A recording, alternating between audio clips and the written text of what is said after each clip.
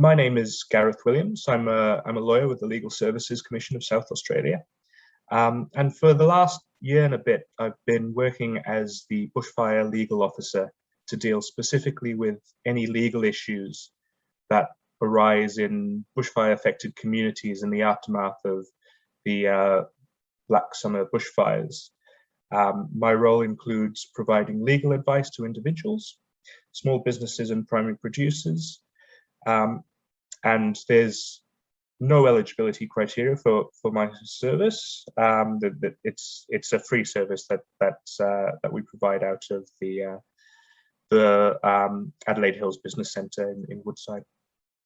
Now, before I go any further, I'd like to acknowledge the Kaurna and the Parramatta people, the traditional custodians of the land of the Adelaide Hills region, and pay my respects to their elders past, present and emerging, and I extend that respect to all Aboriginal and Torres Strait Islander peoples joining us today.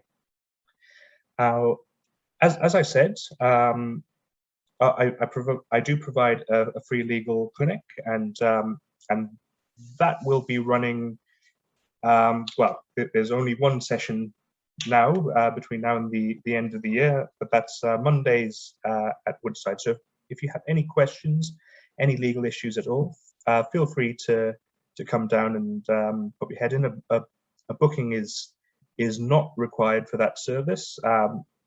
However, if you would like me to go through any documents, then it would be good to make that booking, and that way you can send through the documents first. In addition to that particular service, the Legal Services Commission provides a free legal helpline, which anyone in South Australia can ring for free legal advice on a broad range of legal issues. As I said, today's talk will focus on the practical legal steps that you can take to ensure that you're in the best possible position should you be affected by a disaster.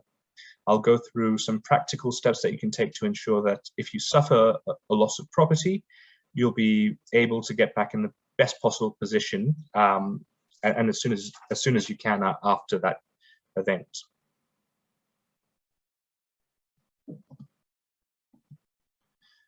The first thing that I'll address is important documents. So here I'm talking about things like wills, powers of attorney, as well as your certificates of title, insurance documents, identification, qualifications, and photographs. The first category of these documents are wills and powers of attorney. These are documents that you'll need to keep safe, as you'll need the originals for them to function properly. One of the big advantages to having these documents prepared by a solicitor is that they'll generally be able to keep the originals in their vault. And if this is the case, you have that peace of mind that a catastrophe that affects your home will not necessarily damage the document. Of course, if the lawyer's vault is affected, then the original may be destroyed as well. With that in mind, it's always best to keep a digital copy if possible, so that a new document can be drawn up quickly.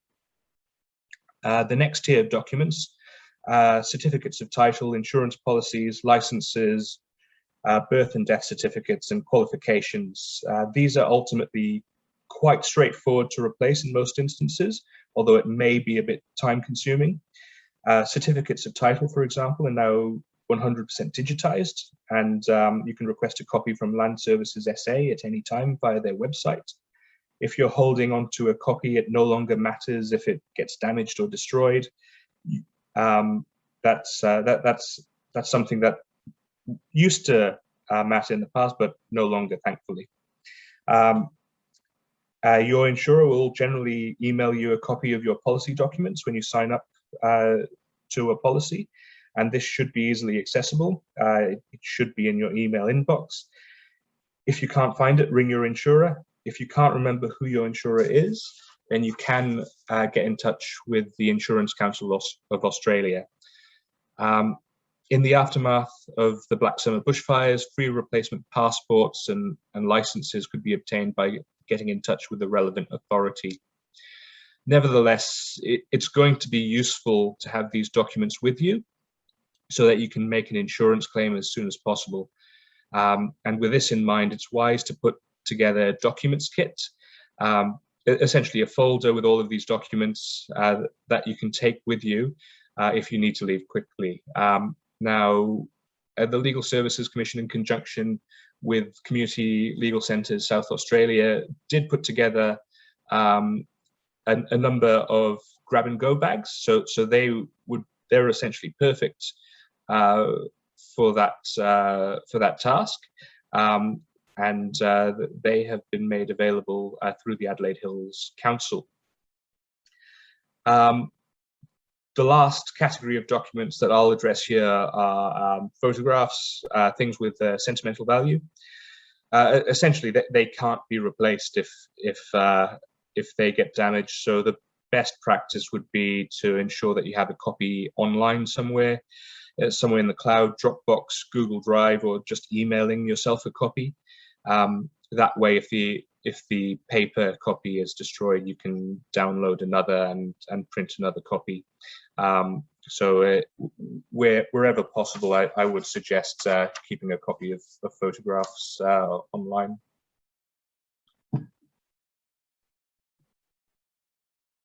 Now, the best thing that you can do to ensure that you can recover quickly and as effectively as possible from a catastrophic event is to ensure that you are appropriately insured. So there's 3 broad categories of insurance I'll talk about tonight, and they're home, contents, and a little bit on business insurance.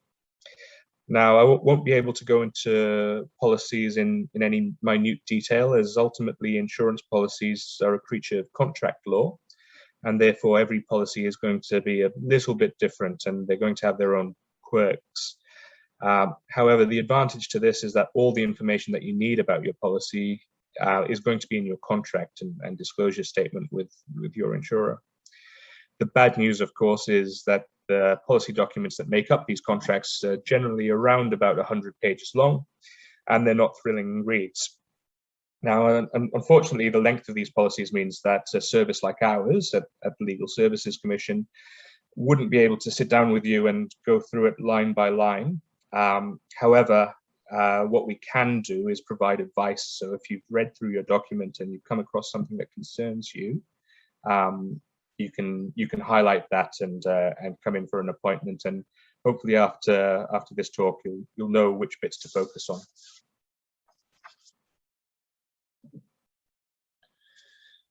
Ultimately, there's no way around this. You have to read your policy, and there's a few things to pay special attention to. So firstly, when does the policy actually kick in? So the defined events.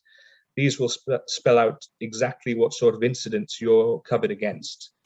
So insurance requires an event for it to actually kick in, and that could be fire, it could be accidental damage.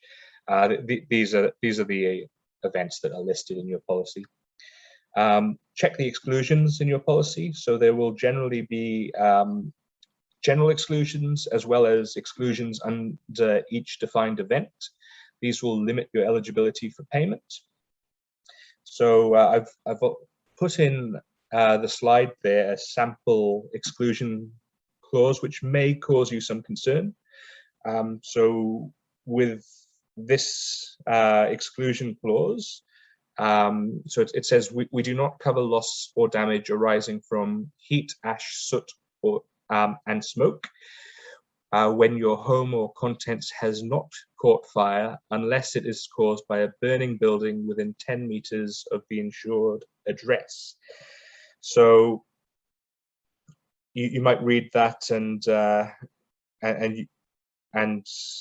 it may be the case that if this clause appears in your contract, that you will not be compensated for damage caused by ash, smoke, or soot alone, if there's not a burning building within 10 meters of your address. However, note that it says address rather than building.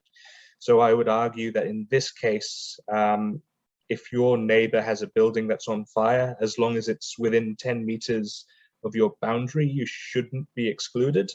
However, you might read that clause and think that's needlessly complicating matters, and I couldn't blame you. And as a result, you might want to think about picking a different policy that doesn't include that clause. Now, in some policies, you might also not be covered for damage such as scorching, burn marks and melting if your property was not actually on fire. So this may be a consideration, for example, if you have plastic piping which may melt without actually catching fire. Generally, there'll be a time exclusion. So you probably won't be able to make a claim for damage incurred within the first 48 to 72 hours, with the exception being if you are moving into a new home on this date or renewing your cover or moving from one insurer to another at the time in question. Also be aware of how your different policies interact. For example, if your car is damaged, it'll probably be the case that you'll need to make a separate claim with your car insurer and pay a separate excess. So have a look at some home insurance basics. As always, you should read and regularly review your policy. I would suggest looking through your PDS every time you renew it. Now, home insurance, building insurance, or the home insurance component of your home and contents cover essentially insures your building and anything nailed down, so to speak. So anything that you would expect to stay behind if you sold your property would normally be covered by this policy. And the quirk there is when it comes to home insurance, that would normally cover your dishwasher, whereas your washing machine would come under contents because it's something that that you would expect to take with you if you moved. So there's essentially two types of home insurance policy. There's sum insured or total replacement cover. So sum insured involves you and your insurer coming to an agreement as to the value of replacing your home. And with a total replacement policy, the insurer must essentially do what is necessary to put your home back in the condition it was before the catastrophe, or pay you the value, the cash value of doing so. Some insured policies are more common and likely to be cheaper. However, they do carry with them a high risk of underinsurance. So they require a bit of homework on your part to ensure that they remain suitable for your needs. Whereas total replacement cover obliges the insurer to rebuild your home or pay you the cash value of doing so. So underinsurance doesn't really apply. Total replacement cover normally costs more, but once they're in place, you shouldn't have to worry about it too much. And the other drawback there is there's not many insurers that offer that type of cover. Now, some insurers offer a safety net clause on their sum insured policies, where in return for a payment of extra premiums, you may find that your policy is extended by, say, 25% should there be a shortfall. Some insured policies also carry the risk of overinsurance. Insurers will only pay for the damage that you've actually incurred. Therefore, if they find that your policy overstated the value of your home or the price of repairs, they will only pay for the value of the home or the work that needs to be done. So getting this right is your responsibility at the time you agree your policy. And unless the insurer has engaged in misleading or deceptive conduct, you will generally have no recourse against your insurer if you end up over or underinsured.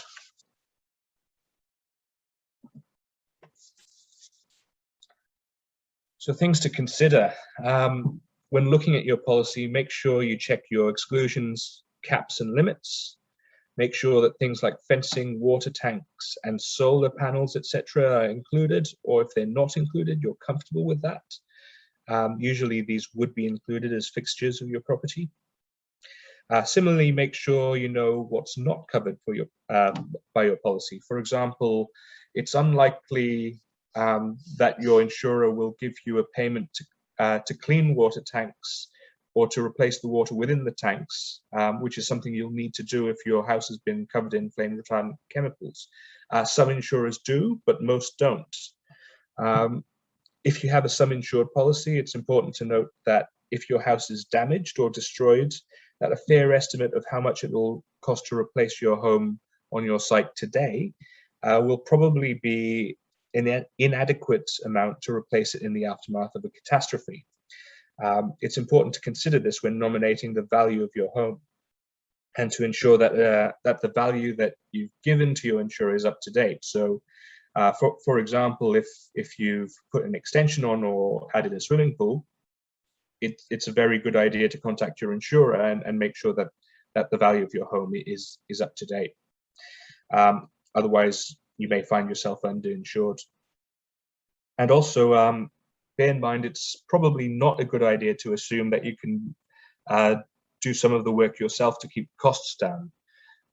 You may find that after a disaster that you're too busy to do this. And I mean, in the 2019-2020 fires, the community came together and BlazeAid eventually replaced many of the fences. However, this can't be relied upon. Most policies will include an accommodation benefit. Please be aware that this is usually limited to 12 months. Some people fall into the trap of using their payout to fund their day-to-day life rather than ensuring that the mortgage is paid off. And after the accommodation benefit expires, they're in a position where they need to make mortgage repayments as well as pay rent. Also make sure to check whether there is a limit to the amount that you will receive for accommodation. If there is, there may be a risk of exhausting this benefit before the 12 months is up. It's important to note that 12 months may not be enough time to actually organize everything from the removal of debris to the rebuild of your property. If your insurer is managing the rebuild and therefore responsible for the contractors, there may be an argument to be advanced that this 12 months should be extended because they're responsible for that. But if you're in that position, you should be getting legal advice.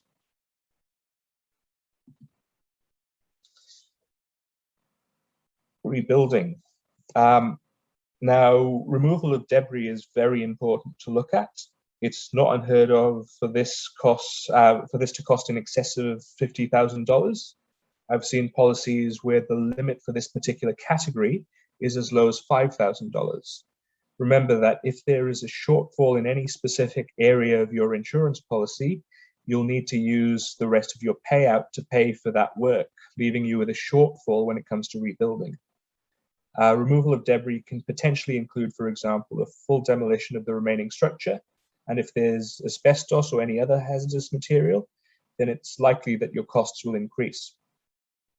Now, other things that are likely to increase the price of your rebuilds are things like distance from the city or even COVID restrictions.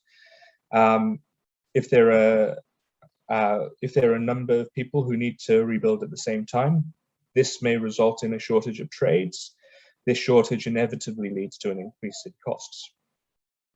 With all of these factors in mind, a fair estimate of how much it would cost to demolish and rebuild your house today may be inadequate. And as I said, that's something that you need to consider. To compound this, your fire risk rating will probably have changed, and this will lead to more stringent building requirements being in place. And all of these things serve to drive up costs. Of course, if you have total replacement cover, this will be less of an issue, as your insurer has the responsibility to put you back in the position you were before your house was damaged.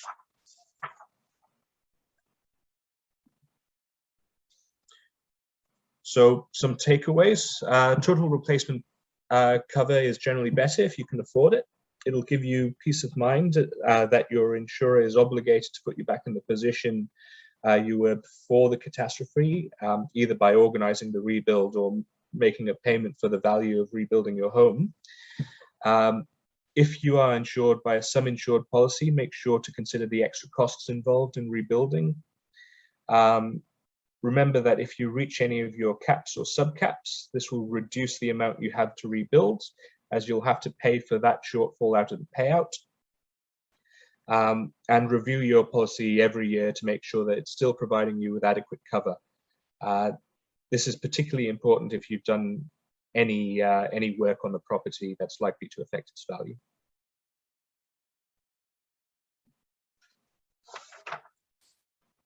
Moving on to contents. So contents, this generally ensures everything in your home that would be called chattels, essentially the goods in your home that are not fixtures, the things that aren't nailed down. Broadly speaking, as with home insurance, there are two types of contents policies. There's new for old and market value.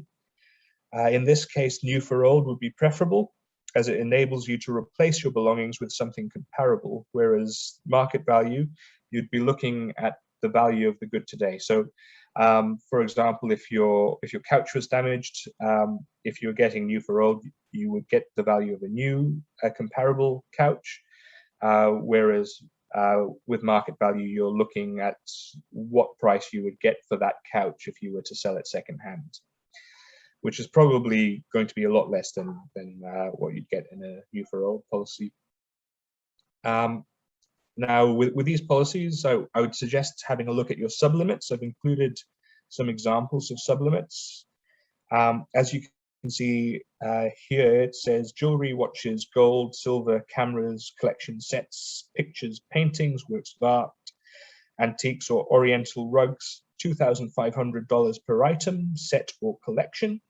So obviously, if you have an item in that category that's worth more than this, then you should be raising this with your insurer. So if you have a cellar full of Penfolds Grange, this policy would leave you underinsured. So it's important to talk to your insurer about extending your cover. The policy also provides a $2,000 limit for media content, spare parts for motor vehicles, money, outdoor furniture, barbecues and children's play equipment, $1,500 for computers, tablets, and accessories. So if you have a $10,000 gaming computer, or you run a graphics design business from your home, this should cause you some concern. Now that's something that's likely to be covered by a business insurance policy, but we'll get into that a bit later. Also, I think I read that the average price of an engagement ring in Australia at the moment is $5,000. So that $2,500 sublimit could cause an issue.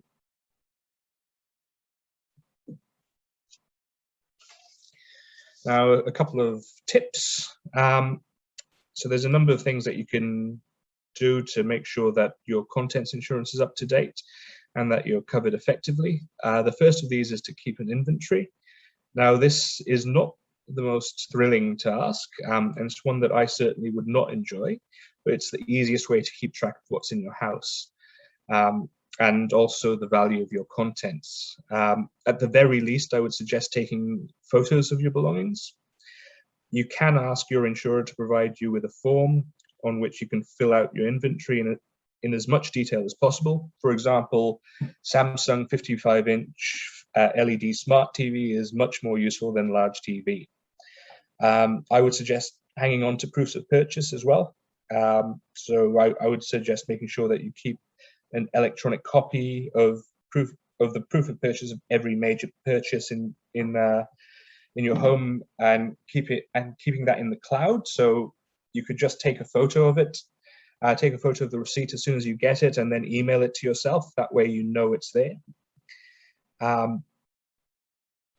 Of course, if you've ordered online, then this will be emailed to you, and that saves you that hassle. And another tip is, if you don't want to take a photo of everything you own, if you switch on the video camera on your phone and then flick it to slow motion mode and go around and film everything, you'll get a reasonably clear image of what you own. So if anything if you own anything that could be classed as a collection and its value is higher than the sublimit you've got in your policy, I would suggest looking at extending the cover for that collection. And if you're going to do that, you will need to catalog that. In a pinch, if you haven't done any of that, your insurer may accept a photo that you've taken that contains the item to prove that you actually own it. Though I would recommend making a list of specific models when it comes to the big ticket things. And again, review your policy regularly to make sure it's still appropriate.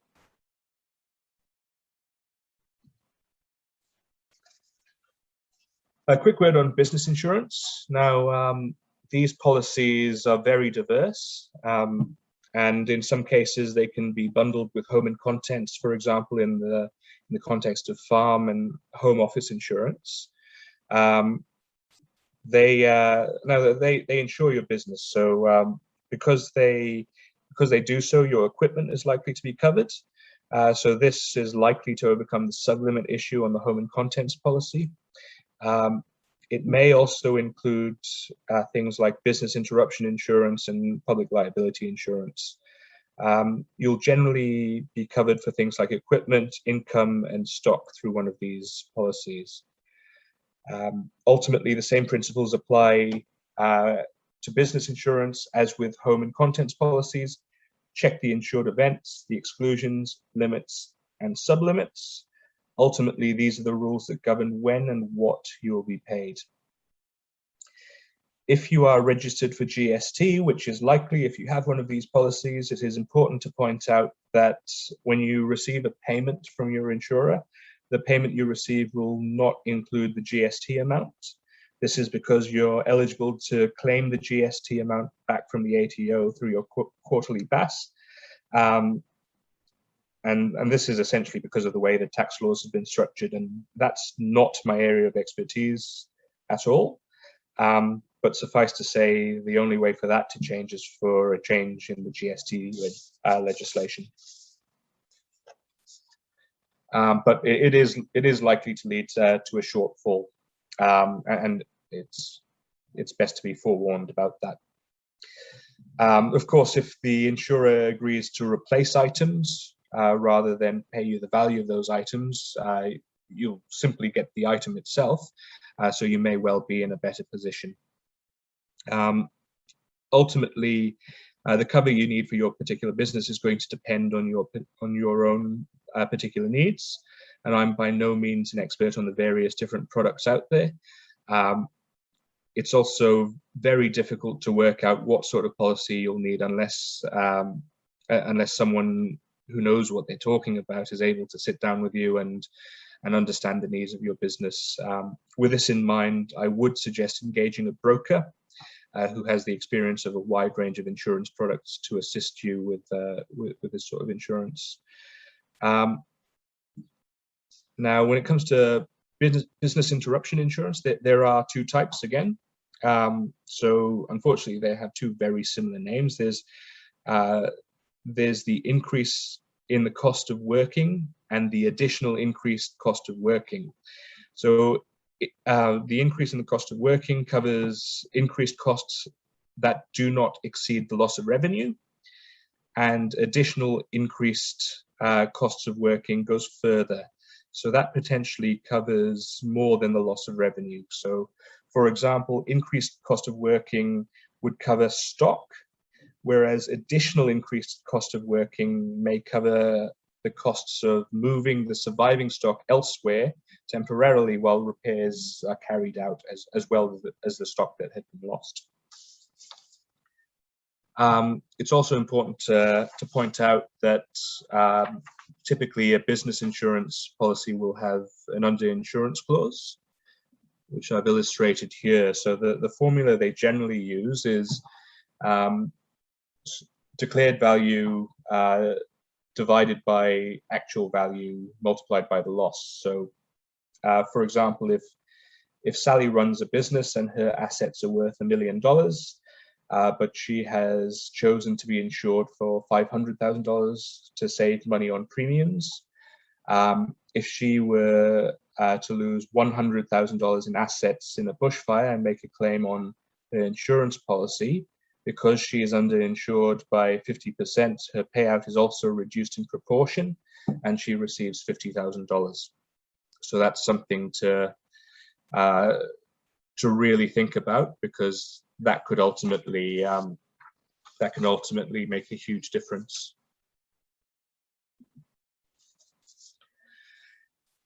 Now, a bit on brokers. I can't really advise you on which policies would be best for your business. When it comes to business insurance, there are many variables to consider.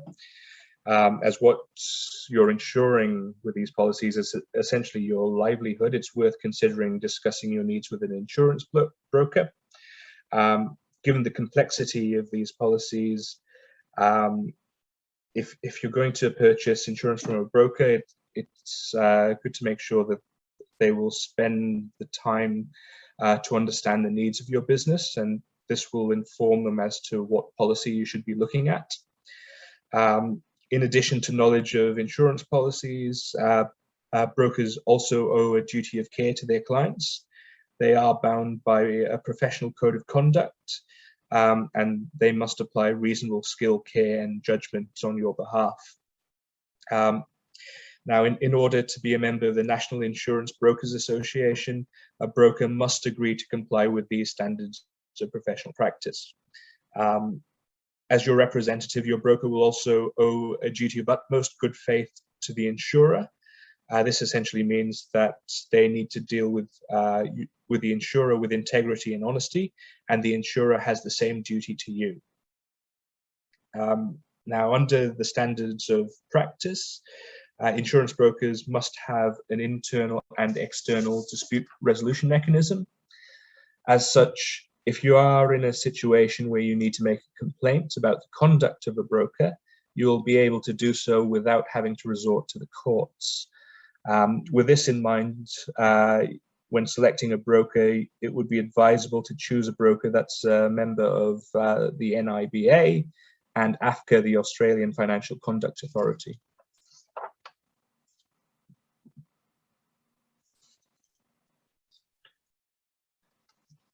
Making claims.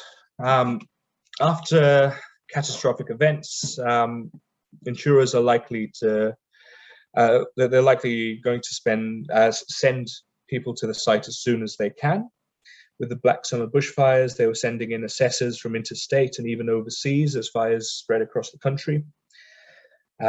It is, of course, important to get your claim in as quickly as you can. As the sooner as you get it in, the sooner you can clean up and eventually rebuild. It is important to note that as a matter of law, you do have a duty to take reasonable steps to mitigate your damage in this position. This means, for example, that if your roof has been damaged and there's the potential that items inside the house could be damaged due to exposure to the elements, you may have an obligation to move things away from that risk or put up a tarp, for example, if it's safe to do so. Remember that it's only an obligation to take reasonable steps. There is no obligation to do anything that would put you in danger. When assessing your claim, your insurer will want to know what you owned and what you lost. So if you've got a relatively up-to-date inventory of your belongings and you've kept receipts, this will be a much easier task. However, if you've not done this, a claim can still be made, but things do get a bit more complicated. It's likely that your insurer will, at the very least, ask you for photos of the items to prove that you own them in the absence of receipts. And it will also assist them in determining what make, model of the item was lost so that its value can be ascertained. It's also important to point out that in the absence of photos, things like credit card statements, bank statements, or even records from loyalty programs or email invoices can be used. Photos are also important when it comes to proving what you've actually lost in the fire. Once it's safe after the fire has passed, it's a good idea to take lots of photos before anything has been moved or disposed of. This will show your insurer that that you've actually lost what you're claiming, and it's particularly useful if, for example, you've suffered stock losses. It will show that it'll allow the insurer to better calculate your loss. If it's evident from the photos that you've suffered a total loss of your property, these photos will make it clear. And you should be able to ask your insurer to pay out the total value of your policy. Now, the last point is very important. Unless something is causing a hazard, you should not remove anything until your insurer has acknowledged that it has been damaged. If If it is still on site, proving that it was damaged in a fire is much easier. If you do have to remove something because it's causing a hazard, for example, take a photo of it, document it, and discuss it with your insurer before you move it.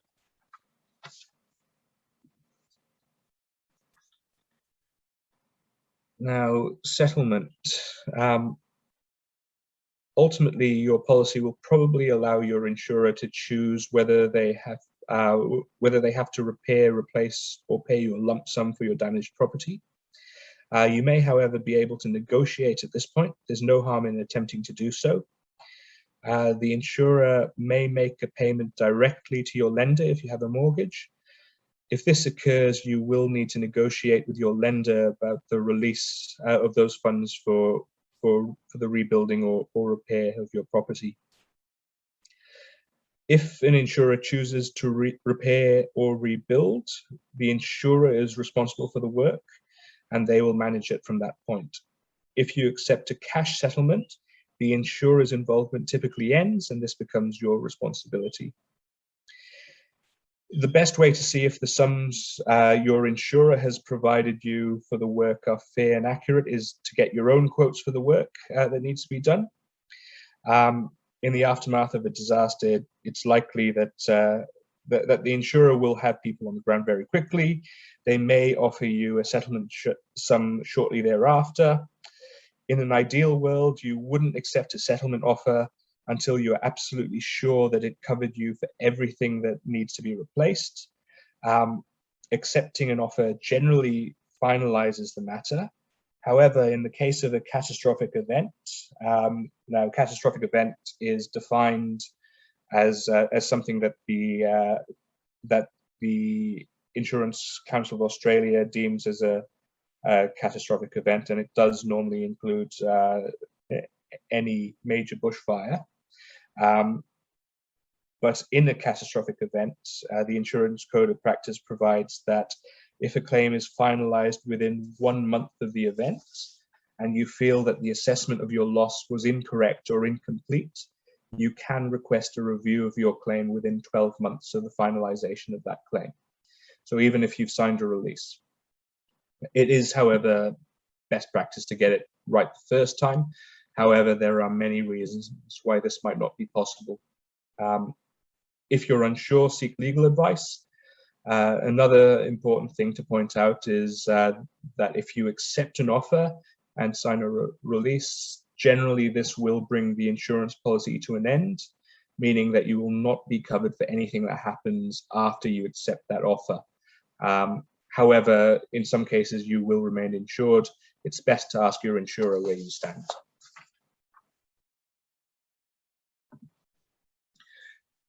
Disputes. Now, disputes can arise at any stage of an insurance contract, particularly after a claim has been made.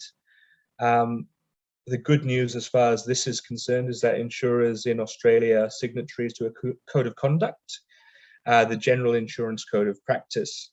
This code sets out that each insurer must have a two-stage dispute resolution process.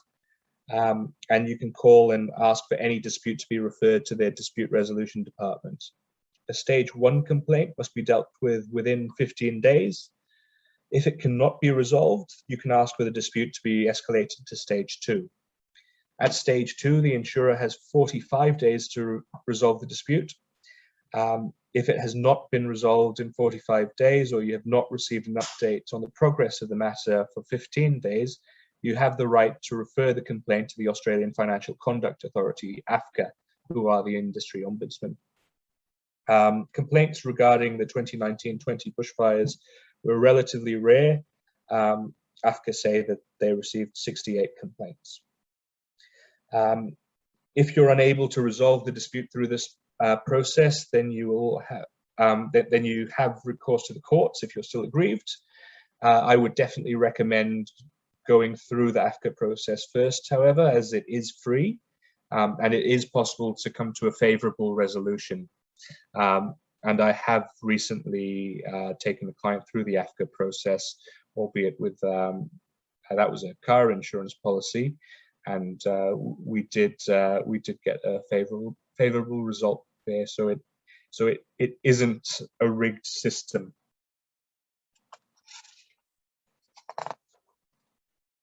Now, one example I can quote the travel insurance. So when it came to COVID and complaints about travel insurers that went through AFCA, there was about a 20% success rate for the insured, which might not seem high, but it does show that insurers do make mistakes and they can be corrected through this process.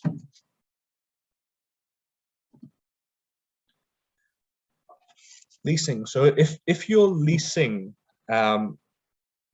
a property and it has been damaged or destroyed to the point where you can no longer run your business there, or it's no longer fit for purpose, there are a couple of things that may protect you from further rental expenses.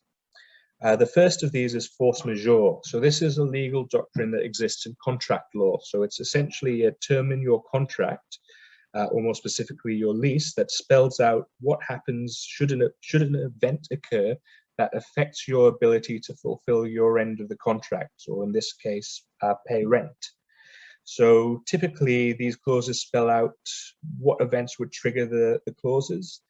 And they also set out the notice requirements for using them, as well as what relief is available to the parties. So that this could include suspension or cancellation of parts of the contract, or the entire contract itself, or relief from liability arising from the contract. So you could, for example, have a clause that suspends rent should something happen that affects your ability to earn money from the property, or your ability to live at the property if it's residential. As they exist in contract law, this is a matter of agreement and negotiation between the tenant and the landlord, and all the terms are subject to negotiation. Most leases do not include a force majeure clause. However, that doesn't stop you from looking at including one the next time you renegotiate. If there isn't a force majeure clause, then there is the legal doctrine of frustration. So frustration applies where a situation arises that is the fault of neither party, and that results in obligations under the contract becoming incapable of being performed, because the circumstances in which performance is called for would render it a thing radically different from that which was undertaken by the contract. Now, back when I was in law school, there weren't too many examples of this, but due to the COVID-19 pandemic, there's now a new one every week, it seems, and essentially this legal doctrine has been used quite a bit when it comes to, for example, contracts for catering and also travel plans that have fallen through as a result of restrictions that have been in place. Now, if you are in a position where you would need to use one of these measures, then I would suggest getting legal advice, as things can be quite complicated. Frustration is quite a high bar to clear, and it doesn't really protect you against short-term interruption. However, if a property becomes unworkable or if it's destroyed, you may be able to cancel the contract. A quick word on hardship. I used to work for a debt collection law firm, so I can actually talk for an hour on debt and debt collection alone. Hardship is very common after a catastrophic event. You may find that your creditors will continue to pursue you for these debts. Hopefully your insurance will be adequate and your payout will be able to satisfy any debts, and this is ultimately a temporary situation. Now, the key in most debt collection matters is communication. As with insurers, most financial institutions are bound by a code and also members of AFCA. Lenders generally have a hardship provision that can that can kick in when you fall into hardship. They can defer payments or extend the term of the loan, or make it interest only. There are a number of options available. However, they must be informed of your circumstances before they can put anything in place. Remember that debt collection itself is going to cost the lender money. They will prefer to put things off rather than spend money dragging customers through court. Under the banking code, lenders must have a customer or consumer advocate who you can direct complaints to. If you have a dispute with a lender, you should ask to speak to them. If the complaint is not resolved within 45 days, you may refer it to AFCA. If you are in that situation, it's also a good idea to have a chat with the National Debt Helpline, who can put you in touch with a financial counsellor.